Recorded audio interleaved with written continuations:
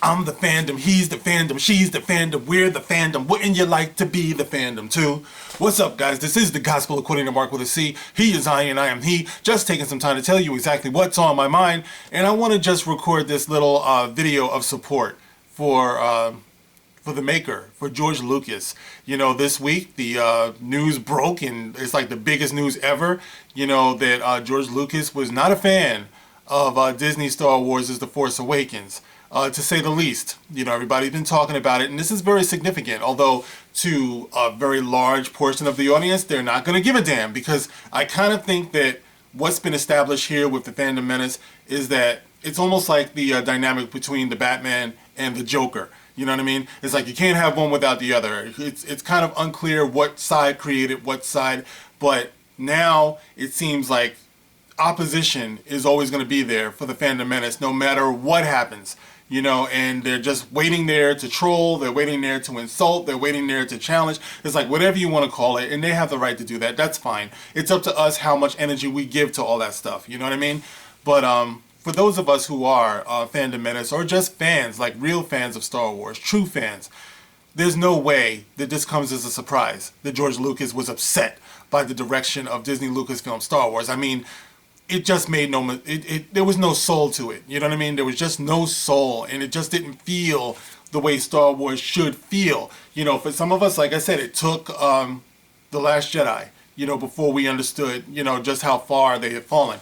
For others, they knew right from the jump. They knew right from The Force Awakens. And I give a shout out to all of you who knew that, you know, from The Force Awakens. It took me, you know, till after The Last Jedi before I was on board, but I understand now, you know, and for others, it's going to take The Rise of Skywalker before they understand. But yeah, I just think that, like I said, the fandom is going to be split, you know, no matter what. But for those of us who respect George Lucas and recognize him as the national treasure that he is, and the creative genius that he is, although he's not much of a businessman, but the creative genius that he is, yeah, I think now is the time to take a stand, because Disney Lucasfilm Star Wars is not Star Wars, you know, and the message has to be sent. And I've been saying this now for years now. The message has been sent to them that if you want to hold on to this going into the future, you're going to have to find passion and commitment somewhere to what George Lucas created. And for George Lucas, I know his heart has to be breaking, because I'm going to tell you just a little story real quick, just a little, make it about me for a second, right? When I was growing up, I used to draw, right? I was inspired by all of the comics that I read and the cartoons that I watched. I don't know how good I was, but I used to try to draw, and I was inspired by the likes of The Adventures of Tintin, Peanuts for sure, you know, Charlie Brown. I used to watch early anime, you know, Japanese animation shows. I watched Star Blazers, Battle of the Planets. I read Archie comics. Of course, I read Marvel and DC, later on Image, Milestone Comics. You know, I watched all the sci-fi, you know, so it's like all of these things, you know, combined to kind of inspire me, you know, to draw, you know. So I used to draw all the time, and, you know, me and my brother, we used to draw comics, and we used to just lay on our stomachs all day, and we used to draw comics all the time. And my father didn't understand that, you know, so, you know, my father, he was a roughneck, you know, they used to call him Slim, you know, he came from Marcy Projects in Brooklyn, so it's like he didn't want to see his sons just laying around drawing all the time. So he got into the habit of ripping up my comics, you know, as a form of punishment. Whenever I did something bad, he would take my comics and he would rip them up, and it would break my heart, because I was creating, you know what I'm saying? It's like I wasn't just scribbling, I was like trying to interpret what was in my mind onto the paper, you know, through illustration, you know, with stories attached to it. So these characters were kind of like my babies, you know, and every time he would rip them up, I think it would just kill just a little bit more of my creativity, you know what I mean? It was just so discouraging. And you know, he would also just rip up my comics too, like regular comics, Marvel, DC comics, and that was his form of punishment, you know, part of his form of punishment, you know. He was young, you know, I gotta say, I love my father, I respect my father, he has since apologized for it, you know, he said he was wrong, and he was, you know, but the fact remains that it really pierced my heart, you know, when he used to do that and destroy my creations. And like, I remember the last time I really tried, you know, to create a graphic novel. And, you know, I was a little bit older, you know, I was very proud of myself. it was about time travel. I was trying to perfect how to draw dinosaurs, and the story was a little bit more sophisticated than it was when I was a kid. And I was so proud of it. Like if I close my eyes, I can still see it in front of me. And I remember, for whatever reason, he took that one, and that was the last one, man. It's like when he took that one, I was just like, well, fuck it. I'm done. It's like I can't keep doing this. I'm drawing, he's taking it, and I don't even think he even knew that he had created such a horrible pattern, where he would do that.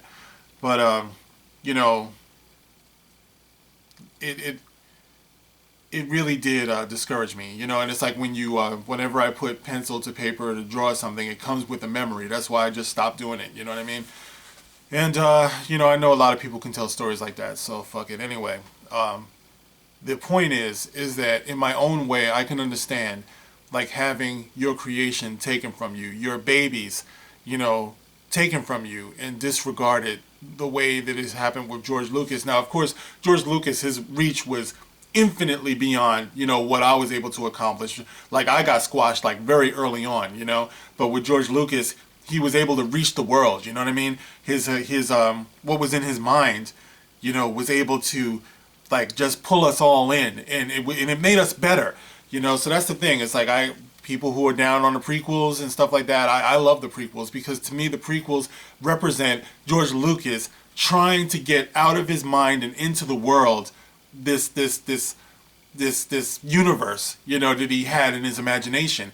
Now, yes, he overreached, sometimes, like I said before, he misfired and everything, but I always respected what he was trying to do because I understood what he was trying to do. And in the end, I loved a lot more about the prequels than I didn't like. You know what I mean? It just really, it uplifted the story of Star Wars, in the way that it inspired the Clone Wars, and all the books. And, it's like, I got a lot of prequel love, man. You know what I'm saying? So it's like when I see what has happened with George Lucas and, now that this has come out, like this really should be an inspiration to all of us who are in the fandom menace and, like I said, just fans of Star Wars to just reject what Disney, Lucasfilm, Star Wars is doing. There is no Skywalker saga that they're carrying on, that they're trying to end. Really what they're doing is they're trying to end the George Lucas era. I talked about that before.